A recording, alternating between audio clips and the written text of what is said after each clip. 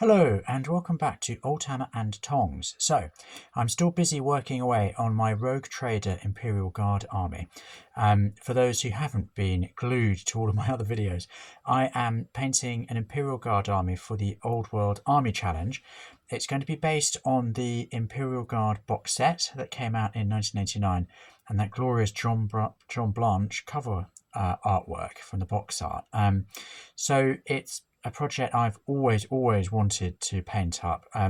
That plastic box set of Imperial Guard was the first ever Games Workshop product I bought back in 1990, aged just 7, and I absolutely love it. It's just brilliant. So I'm very excited, and I've made loads and loads of videos, so please do go back and have a look at some of those for more background. But today I wanted to have a quick look at this wonderful painting guide. So this is from White Dwarf 110. So White Dwarf 109 famously was where the Imperial Guard Codex, basically the first Imperial Guard army lists, came out with loads of wonderful background and fluff and all sorts. So in 110 they followed up on some of that. This is from February 1989, I believe. Yep, February 1989. You can see all the brilliant people who were involved in the making of this White Dwarf. And at the back on page 74 there is this: the Heavy Metal Quick Method for Imperial Guard Squads for Warhammer 40k battles. So this is like one of the early batch painting examples, really.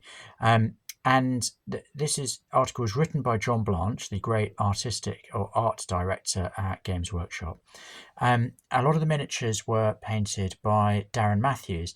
Darren very kindly gave a comment to my first video about this project, mentioning that he'd painted some of these very miniatures in this White Dwarf. So it feels really rather wonderful now to be looking at the guide that he played such a key role in creating, which is inspiring my project. How long ago was that? 37 years ago. So yeah, I'm really honoured that anybody watches my videos. So thank you all of you, and thank you Darren for your comment, and thank you for these wonderful inspiring miniatures that you painted. So here we've got a command squad.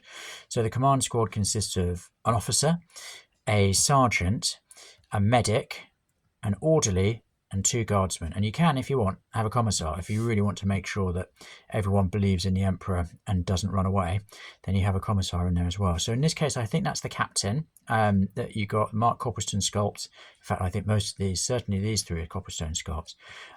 They are absolutely beautiful miniatures. I've got several that I'm planning to paint into this project, and they look fantastic here. So the fact that they're considered speed painting, I think tells you a lot. For me, this would be sort of Golden Demon standard, but the article mentions several times that this is very much speed painting rather than competition standard. Then here we have a number of the plastic guardsmen. So these fellas here are all from that original plastic box set. They would have been sculpted by the Perry twins with the Copplestone sergeant up front. They're just brilliant, aren't they? You can see those stripes are their kill markings. He's got a little sort of kill banner there. Quite a few of the miniatures on the Blanche artwork have those. So I'm definitely planning to include some. I believe the blue stripes mean that this is a support squad. So you can, if you want, have loads of heavy weapons in that squad.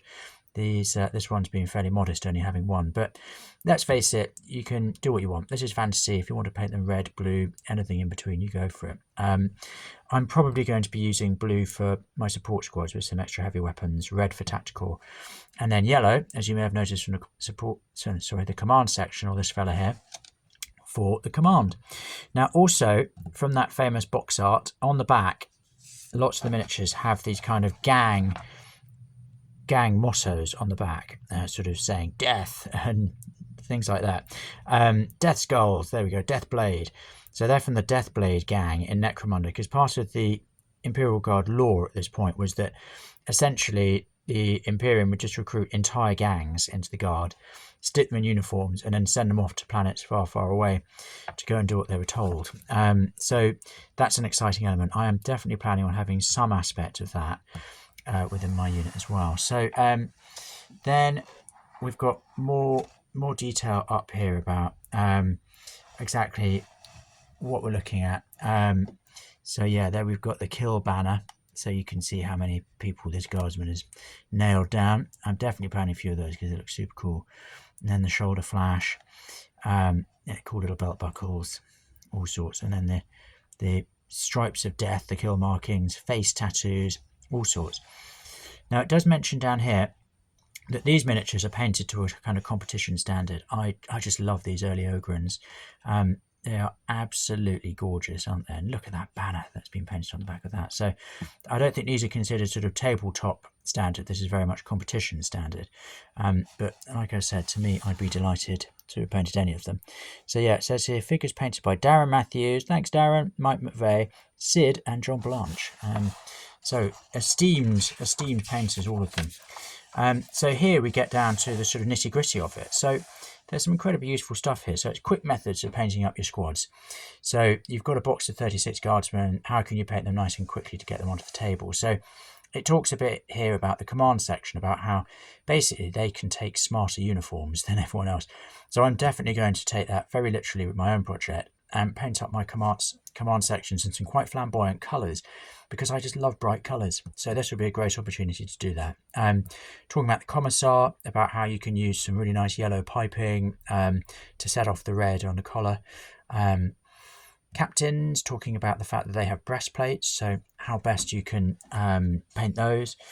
Then you've got medics up there, sergeant and medic.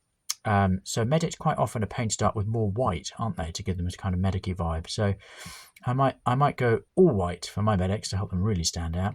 I'm looking forward to the breastplates as well. I think that'll be fun to be had because they have the sort of Imperial Eagle embossed on them.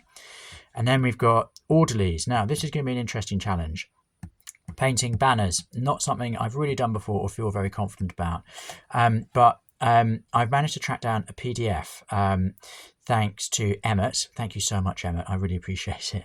And I'm going to basically try to print that out and then use that and sort of colour it in, colouring between the lines. Surely I can't get that wrong. Let's give it a shot and see how I get on. But John Blanche, of course, makes it all sound incredibly easy because he's ridiculously talented. And then it talks about guardsmen, you know, the fact that they have the tribal death blade on the back of their flak armour. So that's all very cool. Now, here we get on to other elements of painting the guardsmen. So they've got their little unit identifier circles. I've not described that very well, have I? I think what I might do, actually, rather than have sort of F company or 9th regiment or platoon, I might signify what type of unit they are. Are they a T for a tactical squad, an S for a support squad, C for command section, as much as anything so that I can remember who's who.